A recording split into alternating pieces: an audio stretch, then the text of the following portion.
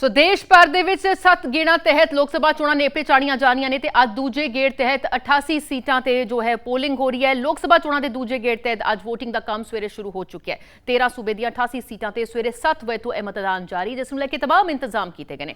ਸਖਤ ਸੁਰੱਖਿਆ ਹੇਠ ਸ਼ਾਮ 6 ਵਜੇ ਤੱਕ ਵੋਟਾਂ ਪਾਉਣ ਦਾ ਕੰਮ ਜਾਰੀ ਰਹੇਗਾ। ਸੋ ਦੱਸ ਦਈਏ ਕਿ ਕੁੱਲ 16 ਕਰੋੜ ਵੋਟਰਾਂ ਲਈ ਇੱਥੇ 1,60,000 ਮਤਦਾਨ ਕੇਂਦਰ ਬਣਾਏ ਗਏ ਨੇ।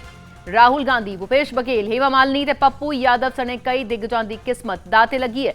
उत्तर प्रदेश ते महाराष्ट्र दियां 68 सीटां ने, बिहार दियां 5 सीटां ते अज मतदान हो रहा है। उधर केरल दियां सारियां 20 सीटां ते मतदान हो रहा है ते कर्नाटका दियां 14, राजस्थान दियां 13 सीटां ते भी अज वोटिंग हो रही है। सो इत्थे कई दिग्गज ने, जिन्हां विच राहुल गांधी जो वायनाड तो चोण लड़ रहे ने, हेमा मालिनी जो एक बार फिर तो अपनी किस्मत आजमा रहे ने। उत्तर प्रदेश ते महाराष्ट्र दियां जिहड़ियां 68 सीटां ने जिस ते की वोटिंग हो रही है। केरल दियां सारियां 20 सीटां ने, कर्नाटक दियां 14 ते राजस्थान दियां भी 13 सीटां शामिल ने। मध्य प्रदेश दियां 6 सीटां ते असम दियां 5 सीटां ते वोटिंग हो रही है। पश्चिम बंगाल ते छत्तीसगढ़ दियां भी 3-3 सीटां ते मतदान हो रहा है, जिस नूं लैके तमाम इंतजाम कीते गए ने। कई थावां ते सख्त इंतजाम जिहड़े ने ਉਹ देखने ਨੂੰ मिल रहे हैं। हालांकि किस तरह का रुझान रहता है अज वोटिंग ਨੂੰ ਲੈ ਕੇ देखना बड़ा अहम रहेगा, क्योंकि जिस तरह ਦੇ ਨਾਲ पिछले जो पहले गेड़ की जो वोटिंग हुई सी ਤੇ 2019 ਦੇ ਮੁਕਾਬਲੇ ਘੱਟ VOTING ਹੋਈ ਸੀ। ਸੋ ਇਸ ਵਾਰ क्या ਹੁਣ ਉਹ ਰਿਕਾਰਡ ਟੁੱਟੇਗਾ? ਲੋਕ ਆਪਣੇ ਘਰੋਂ ਨਿਕਲਣਗੇ ਬਾਹਰ ਔਰ ਆਪਣੇ VOTING ਹੱਕ ਦਾ ਇਸਤੇਮਾਲ ਕਰਨਗੇ, ਕਿਉਂਕਿ ਇਸ ਵਿੱਚ ਕਈ ਨੌਜਵਾਨ ਨੇ ਜਿਨ੍ਹਾਂ ਨੂੰ ਪਹਿਲੀ ਵਾਰ ਮੌਕਾ ਮਿਲ ਰਿਹਾ ਹੈ, ਜੋ ਫਸਟ ਟਾਈਮ ਵੋਟਰਸ ਨੇ। ਸੋ ਉਹਨਾਂ ਵਿੱਚ ਵੀ ਬੜਾ ਉਤਸ਼ਾਹ ਰਹਿੰਦਾ ਹੈ, ਲੇਕਿਨ ਇਸ ਵਿਚਕਾਰ ਗਰਮੀ ਦਾ, ਕਿਉਂਕਿ ਕਈ ਥਾਵਾਂ ਤੇ ਬਹੁਤ ਜ਼ਿਆਦਾ ਗਰਮੀ ਹੈ, ਸੋ ਉਸ ਦਾ ਅਸਰ ਵੀ ਇਸ VOTING ਤੇ ਜਿਹੜਾ ਜ਼ਰੂਰ ਨਜ਼ਰ ਆਏਗਾ। ਔਰ ਇਸੇ ਲਈ ਕਈ ਜਿਹੜੇ ਨੇ ਪਾਸੇ ਜਿਹੜੇ ਪੋਲਿੰਗ ਬੂਥਸ ਨੇ ਉੱਥੇ ਸਵੇਰ ਸਾਰ ਹੀ ਕਤਾਰਾਂ ਲੱਗੀਆਂ ਨਜ਼ਰ ਆਈਆਂ ਨੇ, क्योंकि जिवें जिवें दिन चढ़ेगा गर्मी का असर जिहड़ा है वो जरूर नजर आएगा। उत्थे कई दिग्गज ने जिन्हां दी किस्मत दाऽ ते लगी है, और सब तो ज़्यादा नज़र जिहड़ी है वो राहुल गांधी दी वायनाड सीट जिथों कि वो चोण लड़ रहे हैं। सो अजे विचकार होर भी कई दिग्गज ने जिन्हां दी किस्मत अज EVM मशीनां दे विच कैद हो जाएगी, जिस नूं लैके तमाम इंतजाम कीते गए हैं। जिथे कि एनडीए दी सरकार हैट्रिक वाल जिहड़ा है जाण का दावा कर रही है, वड्डी जित का उन्होंने दावा किया है। उत्थे जिहड़े तमाम, क्योंकि इस बार पहली बार है कि इंडिया अलायंस के तहत चोण लड़ी जा रही है कई सूबों के, हालांकि मुकम्मल तौर पर वो अलायंस के तौर पर चोण नहीं लड़ रहे हैं, लेकिन जिन्हां थावां ते अलायंस के तहत चोण लड़ी जा रही है, सो क्या उसका असर नजर आएगा? ये जिहड़ा विजय रथ चलता आया पिछली 2 टेन्योर तो क्या उससे ब्रेक लगेगी? इस बार नतीजे कुछ अड आएंगे। सो राहुल गांधी, भूपेश बघेल, हेमा मालिनी, पप्पू यादव सने कई दिग्गज ने जिन्हां दी किस्मत दाऽ ते लगी है। सो तस्वीरां भी आ रही ने जिथे कई बुजुर्ग सवेर सार ही अपनी वोट भुगतान लिए पहुंचे ने। आज के चुनाव के लिए बहुत तैयारियां की हमने, पिछले 2 वर्षों से तैयारियां कर रहे हैं। सारे बूथ पे तैयारी है, उन्हें सजाया धजाया गया है। वहां सारी सुविधाएं गर्मी के हिसाब से देखते हुए वोटर्स को मिलेंगी। सुरक्षा की समस्या कहीं आपको देखने को ही नहीं मिलेगी, इतनी तैयारियां हमने की है। मतलब बहुत दिन से तैयारियां की हुई हैं। सारे डिस्ट्रिक्ट मजिस्ट्रेट, सारे एसपी, सारी हमारी teams, paramilitary forces, state police, सब इस बारे में सजग है, और वोटर्स भी अपने आप में सजग है। तो कहीं से कोई भी अभी तक हिंसा की तो बात है ही नहीं। फिर भी हर बूथ पे फोर्सेज उपलब्ध रहेंगी, आपकी सुविधा के लिए उपलब्ध रहेंगी। खुल के मतदान करने आए बिना भी किसी चिंता के। सो जिस तरह के नाल वोटिंग नूं लैके तैयारी इलैक्शन कमिशन वालों की गई है, तमाम इंतजाम मुकम्मल ने, यह दावा जरूर किया गया। बहरहाल राजस्थान के झालावाड़ दे विच वसुंधरा राजे ने जिहड़ी है अपनी वोट भुगताई है। सो दिग्गज जिहड़े ने कई अपनी सवेर सार ही वोट भुगताते भी नजर आए हैं। वसुंधरा राजे वालों भी अपनी वोट भुगताई गई है। निर्मला सीतारमन ने भी बेंगलुरु में अपनी वोट पाई है। सो अजे विचकार तस्वीरां लगातार सामने आ रही हैं, जिस तरह के नाल दिग्गज पहुंच रहे हैं अपने वोट हक का इस्तेमाल करने लई। सो लोक सभा चोणां दे दूजे गेड़ तहत अज वोटिंग दा जिहड़ी प्रक्रिया है वो सवेर तो ही जारी है। 13 सूबे दी 88 सीटां ते सवेरे 7 बजे तो मतदान जो है वो किया जा रहा है, और इस नूं लैके तमाम इंतजाम किए गए हैं। सख्त सुरक्षा हेठ शाम 6 बजे तक वोट पाउण दा काम जो है वो नेपरे चाढ़िया जा रहा है। सो तस्वीरां वक्-वक् पोलिंग बूथ्स दीआं भी सामने आईयां ने। कुल 16 करोड़ वोटर्स जिन्हां लई 1,60,000 मतदान केंद्र बनाए गए हैं। वसुंधरा राजे तस्वीरां नजर आ रहे हैं, एक सीएम रहे ने राजस्थान दे, उन्होंने सवेर सारी अपनी वोट भुगताई है।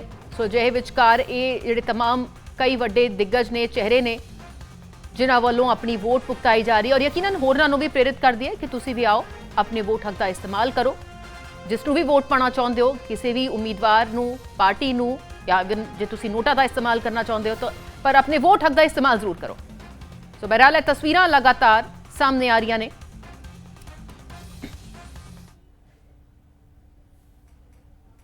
देश विकास चाहता है, इसलिए आने वाले इस चुनाव के अंदर फिर से इस चुनाव के बाद फिर से भारतीय जनता पार्टी की सरकार बनेगी और तीसरी बार मोदी जी प्रधानमंत्री बनेंगे। ये झालावाड़ बारा के लोग तो सब हमारे वैसे भी परिवार के लोग हैं और उनका प्यार और समर्थन हमेशा मिला है। मेहनत से ज्यादा मैंने इनके सबके साथ मिलना मिलाना, घूमना फिरना और इनका प्यार लेना, यही इसका मजा लिया है। और क्योंकि मैं अब इतने सालों से इनको अच्छी तरह से जानती हूँ, मुझे मालूम है कि इनका रुझान अच्छा रुझान है और जिस तरीके से उन्होंने अभी तक हम लोगों को साथ दिया है उसी तरीके से उनको साथ देने का काम करेंगे।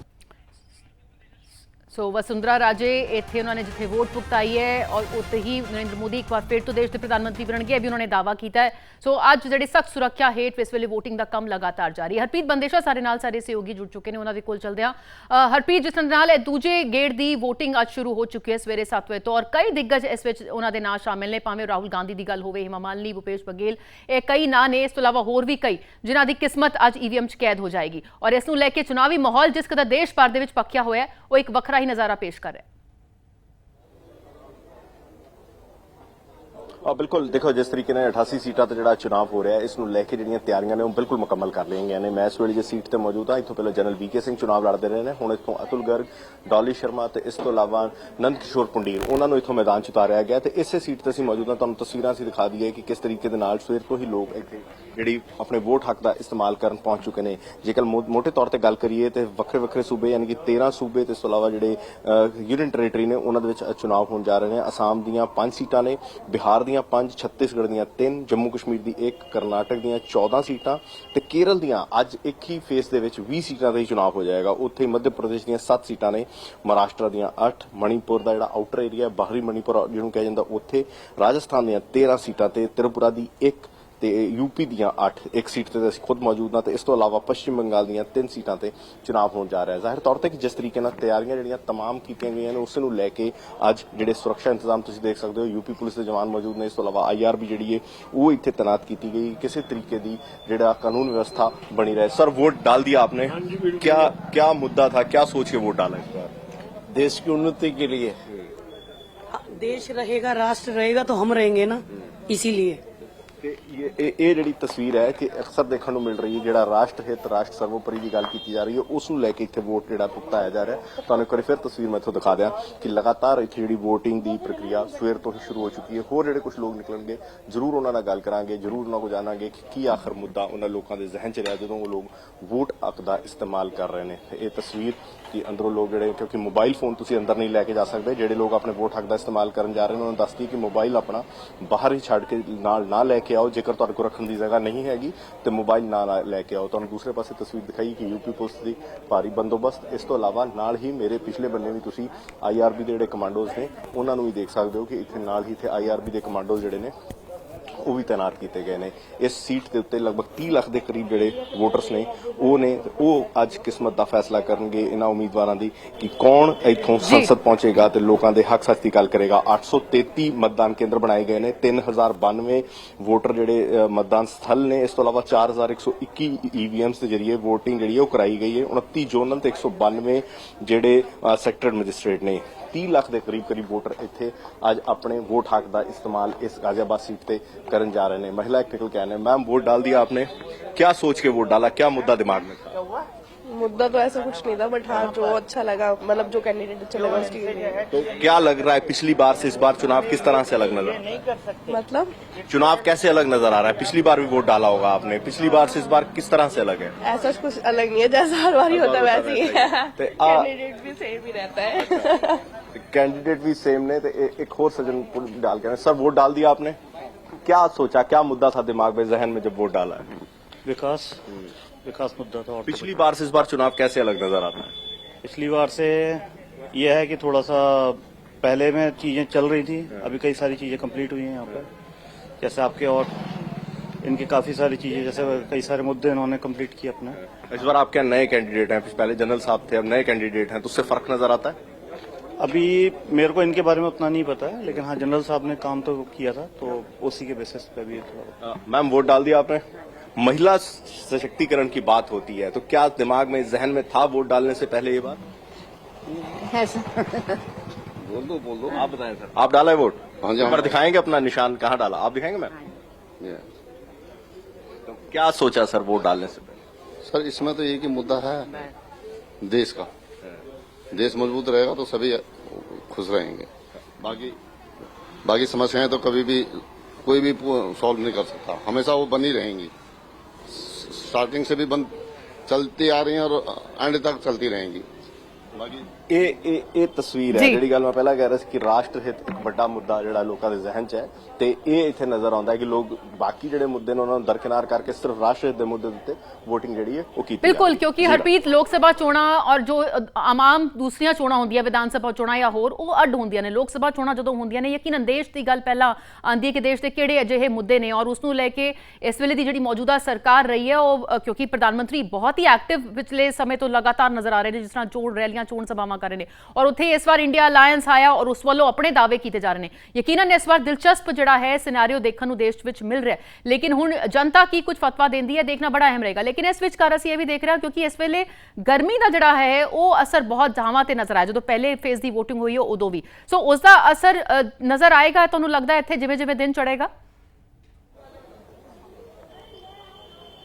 ਦੇਖੋ ਅਜੇ ਕਿਉਂਕਿ ਮਾਰਨਿੰਗ ਸਵੇਰ ਦਾ ਟਾਈਮ ਹੈ, ਸਵੇਰੇ ਸਵੇਰੇ ਜ਼ਾਹਿਰ ਤੌਰ ਤੇ ਆ ਜਿਹੜੀ ਭੀੜ ਤੁਹਾਨੂੰ ਨਜ਼ਰ ਆ ਰਹੀ ਕਿ ਸਵੇਰੇ ਸਵੇਰੇ ਲੋਕ ਜਿਹੜੇ ਨੇ ਉਹ ਨਿਕਲਣੇ ਸ਼ੁਰੂ ਹੋਏ ਨੇ, ਲੇਕਿਨ ਜਿਵੇਂ ਜਿਵੇਂ ਦਿਨ ਚੜ੍ਹੇਗਾ ਜ਼ਾਹਿਰ ਤੌਰ ਤੇ ਇਸ ਦਾ ਅਸਰ ਪਏਗਾ ਕਿਉਂਕਿ ਅੱਜ ਵੀ ਟੈਂਪਰੇਚਰ ਜਿਹੜਾ ਉਹ ਮੰਨਿਆ ਜਾ ਰਿਹਾ ਕਿ 40 ਤੋਂ ਪਾਰ ਜਾਏਗਾ। ਜੇਕਰ ਟੈਂਪਰੇਚਰ ਪਾਰ ਜਾਏਗਾ ਖਾਸ ਤੌਰ ਤੇ ਉਹਨਾਂ ਇਲਾਕਿਆਂ ਦੇ ਵਿੱਚ ਜਿੱਥੇ ਗਰਮੀ, ਖਾਸ ਤੌਰ ਮਹਾਰਾਸ਼ਟਰ, ਕਰਨਾਟਕ, ਕੇਰਲ, ਇਹਨਾਂ ਇਲਾਕਿਆਂ ਦੇ ਵਿੱਚ पोलिंग का फर्क पड़ेगा। खुश सजन सर वोट डाल दिया? हाँ जी डाल दिया। आज लगता है कि जो पिछली बार पोलिंग कम रहे उसका असर नजर आएगा? लगता तो नहीं है। क्या सोचा वोट डालने से पहले, क्या जहन में था, क्या मुद्दा था? ये नहीं सोचा कि सरकार मेरे लिए क्या करेगी, ये सोचा कि देश के लिए क्या हो सकता है। देश सर्वोपरि है। यस, बहुत धन्यवाद। तो ये तस्वीर एक और सजन निकल के आए हैं। सर वोट डाल दिया, एक बार दिखाएंगे क्या जहन में मुद्दा, क्या सोचा देश के लिए, क्या सोच के वोट डाला, क्योंकि देश के निर्माण की बात हो रही है। देश के निर्माण की बात तो हो रही है पर देश नष्ट हो रहा है, तो नष्ट ना हो, कुछ परिवर्तन हो, परिवर्तन जरूरी है। यस जी, I am also for change at the centre, मतलब केंद्र पे भी होना चाहिए और इसीलिए हमने अपना वोट उसी दिशा में दिया है, क्योंकि हो गए 10 साल, काफी देख लिया। बिल्कुल, सो रलिया मिलिया जड़ा है कौंस नजर आ रहा है। हालांकि यकीनन कैंडिडेट अपने पूरे पत्ते नहीं खोल रहे ने, माफ करना जड़े वोटर ने, और यकीनन ये तो नतीजा 4 जून ਨੂੰ ਸਾਫ਼ ਹੋਏਗਾ, ਲੇਕਿਨ ਇੱਥੇ ਕਈ ਦੇਸ਼ ਨੂੰ ਮਜ਼ਬੂਤ ਕਰਨ ਵੱਲ ਜਿਹੜਾ ਹੈ ਵੋਟ ਦੇ ਰਹੇ ਨੇ ਔਰ ਕਈ ਬਦਲਾਅ ਵੱਲ ਜਾ ਰਹੇ ਨੇ। ਬਹੁਤ ਬਹੁਤ ਸ਼ੁਕਰੀਆ ਹਰਪ੍ਰੀਤ ਫਿਲਹਾਲ ਦੀ ਇਹ ਸਾਰੀ ਤਸਵੀਰ ਔਰ ਜਾਣਕਾਰੀ ਦੇ ਲਈ। ਸੋ ਇੱਥੇ ਇਹ ਤਸਵੀਰਾਂ ਪੋਲਿੰਗ ਬੂਥ ਦੀਆਂ ਸਾਹਮਣੇ ਆ ਰਹੀ ਨੇ। ਸੋ ਇਹ ਗਾਜ਼ੀਆਬਾਦ ਦੇ ਪੋਲਿੰਗ ਬੂਥ ਦੀ ਤੁਹਾਨੂੰ ਤਸਵੀਰ ਦਿਖਾਈ ਹੈ ਔਰ ਇਸੇ ਤਰ੍ਹਾਂ ਦੇ ਨਾਲ ਵੱਖ-ਵੱਖ ਪੋਲਿੰਗ ਬੂਥ ਦੀ ਤਸਵੀਰਾਂ ਵੀ ਤੁਹਾਨੂੰ ਦਿਖਾ ਰਹੇ ਹਾਂ।